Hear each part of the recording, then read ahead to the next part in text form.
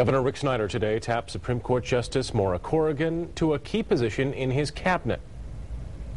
I'm very excited today to announce that Maura Corrigan will be our Director of Human Services.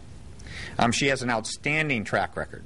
As a justice and a judge, she's been a true champion of children and the families.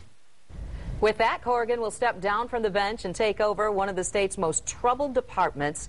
But it also means Governor Snyder will have to pick a replacement for the High Court in his first month in office. Yeah, a lot to chew on there. Let's talk about how that process may have an impact on this young administration. 24 Open News 8's Rick Albin joining us again on set. I think this is fascinating. I think this could be a very interesting decision for a lot of reasons. A major moment for a new governor, and in ways that he may not necessarily prefer. Earlier, he told me he'd make that decision by the end of next week, 8 days. Now, presumably, this has been in the works for a while, but still, it's a short period of time to make a major decision. He talked about picking a judge that would follow the rule of law, but that may be the least of his worries. The new justice will be seen by some as a gauge of this governor's own political positions. For example, during the campaign, candidate Snyder often answered questions about social issues by saying that they were not the real focus of his campaign. Rather, finding jobs and reinventing Michigan, he said, was more important.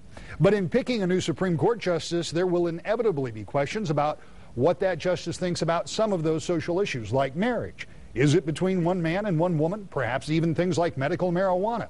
And will the opinions of his pick have a reflection on the governor's own positions? There'll be a lot of talk about finding someone qualified without a litmus test. But partisans, Democrats and Republicans, will no doubt scrutinize his choice, and the results could be interesting beyond just the makeup of the court. And of course, we're going to continue to watch this very carefully. We are told that there will be a decision by the end of next week. So.